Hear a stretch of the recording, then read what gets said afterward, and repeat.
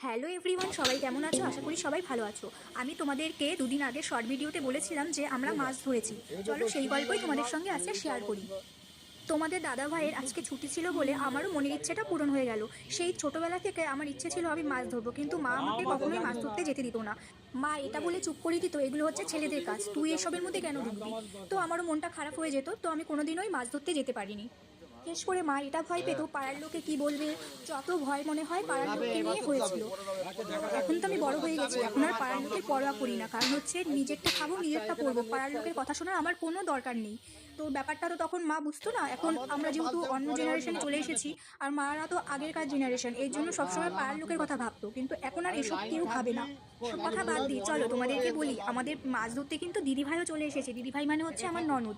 তো আমার ননদও চলে এসেছে। এই দেখো, এই মাছগুলো আমরা ধরেছি, মানে আমি আর আমার বর ধরেছি। তো আর মানে প্রথমে তো লোক দিয়ে ধরানো হয়েছে, ওদের ধরা হয়ে যাওয়ার পরে আমাদেরকে নামতে দিয়েছে, কারণ এটা হচ্ছে ভাগের পুকুর, মানে হচ্ছে আমার বাবা মানে শ্বশুর মশাই, তাদের কাকারা, তাদের ভাই মানে কাকার ছেলেরা, ওরাও এই মাছের ভাগ পাবে। তাই আগে মাছ ধরানো হয়েছে, তারপরে আমরা নেমেছি। নামার পরে দেখো এক বালতি মাছ ধরেছি, কত সুন্দর। আর মাছ ধরতে গিয়ে আমার খুব লজ্জা লাগছিল, কেন বলো তো? কারণ ওখানে আমার শ্বশুর মশাই ছিল, আর দাদা শ্বশুর, তারপরে কাকা শ্বশুর সবাই ছিল।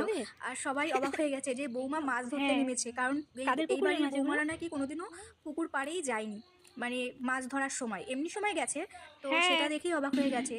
আর অনেকে অনেক মন্তব্য করবে, তাতে আমার কিছু যায় আসে না, কারণ হচ্ছে আমার শ্বশুরমশাই, আমার শাশুড়ি, মানে আমার ফ্যামিলি আমাকে সাপোর্ট করে, কারণ আমি তো কোনো বাজে কাজ করছি না, এটা আমার একটা শখ।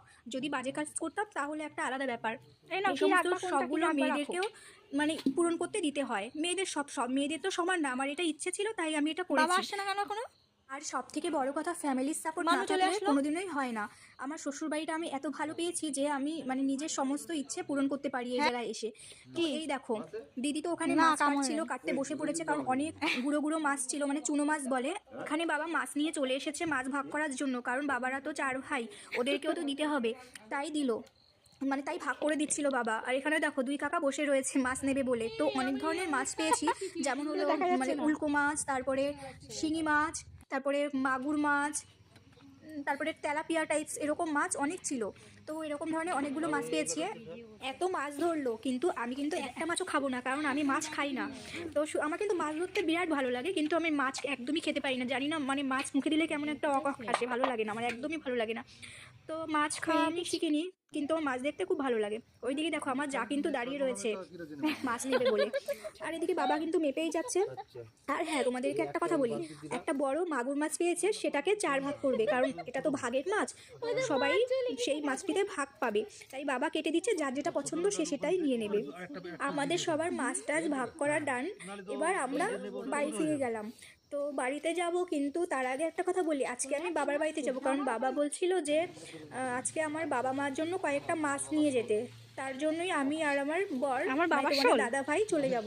ও এখনো স্নান করেনি, বেলা 5টা বেজে গেছে, ঠান্ডার মধ্যে কি করে স্নান করবে বলো? যাই হোক, ভিডিওটা এ পর্যন্ত ভালো লাগলে লাইক কমেন্ট করো।